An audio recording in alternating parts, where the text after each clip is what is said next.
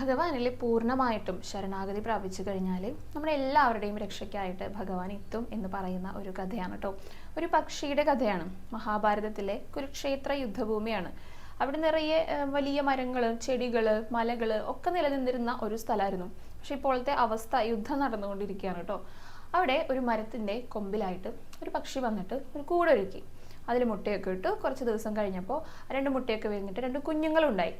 ആ സമയത്ത് വേറെ പക്ഷികളൊക്കെ വന്നിട്ട് ഈ അമ്മ പക്ഷിയുടെ അടുത്ത് പറഞ്ഞു, നീ എന്തൊരു അപകടം പിടിച്ച സ്ഥലത്താണ് കൂടൊരുക്കിയിരിക്കണേ, ഒന്ന് താഴത്തേക്ക് നോക്കും. മദം ഇളങ്ങിയിട്ട് ഓടി വരുന്ന ആനകൾ, യുദ്ധ കാഹളം മുഴക്കുന്ന യോദ്ധാക്കൾ, ഇവരിൽ നിന്നൊക്കെ നിനക്ക് രക്ഷപ്പെടാനായിട്ട് സാധിക്കുന്നു തോന്നുന്നുണ്ടോ എന്ന് ചോദിച്ചു. അപ്പോൾ ഈ അമ്മ പക്ഷി പറഞ്ഞേ, നോക്കൂ, ആ ഓടി വരുന്ന ആനകളുടെ ഇടയിലെ, ആ യോദ്ധാക്കളുടെ ഇടയിലെ ഞാൻ പൂർണ്ണമായിട്ട് ശരണാഗതി പ്രാപിച്ച ഭഗവാൻ ശ്രീകൃഷ്ണനും കൂടിയുണ്ട്. ഭഗവാൻ വിചാരിക്കുകയാണ് എൻ്റെ കുഞ്ഞുങ്ങൾ മരിക്കണമെന്ന്. അങ്ങനെയാണെങ്കിൽ ആർക്കും എൻ്റെ കുഞ്ഞുങ്ങളെ രക്ഷപ്പെടുത്താൻ സാധിക്കില്ല. നേരെ മറിച്ച് ഭഗവാൻ സങ്കല്പിക്കുകയാണ് എൻ്റെ കുഞ്ഞുങ്ങൾ രക്ഷപ്പെടണമെന്ന്.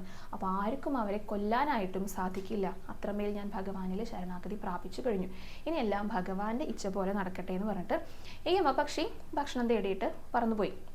അങ്ങനെ ഇരിക്കുന്ന സമയത്ത് ഒരു യോദ്ധാവിൻ്റെ അമ്പേറ്റിട്ട് ഈ കൂട് ഇരുന്നിരുന്ന മരക്കൊമ്പുണ്ടല്ലോ, ഇത് താഴേക്ക് വീണു. ആ കൂടടക്കം താഴത്തേക്ക് വീണു.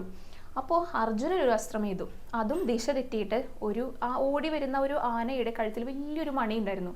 അതിന് മുകളിലാണ് കൊണ്ടത്. അപ്പോൾ ഈ മണി പൊട്ടിയിട്ട് ഈ കൂടിന് മുകളിലായിട്ട് വന്ന് ഇരുന്നു.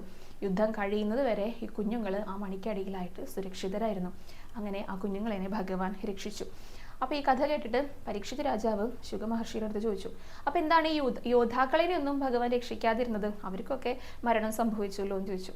അപ്പോൾ ശുഗ മഹർഷി പറഞ്ഞു, അവർക്ക് ഈ അമ്മ പക്ഷിക്ക് ഉണ്ടായിരുന്ന അത്ര ഭഗവാനിലുള്ള വിശ്വാസം അതുണ്ടായിരുന്നില്ല. അവർക്ക് സ്വാർത്ഥ താല്പര്യരായിരുന്നു. അതുകൊണ്ടാണ് അവർക്ക് മരണം സംഭവിച്ചതെന്ന് പറഞ്ഞു. ഇതിൽ നമ്മളെടുത്ത് പറയുന്ന കാര്യം, നിസ്വാർത്ഥമായിട്ട് ഭഗവാനിലെ ശരണാഗതി പ്രാപിക്കുകയാണെങ്കിൽ എല്ലായ്പ്പോഴും നമ്മുടെ രക്ഷയ്ക്കായിട്ട് ഭഗവാൻ വന്നിരിക്കും എന്നാണ് പറയുന്നത്.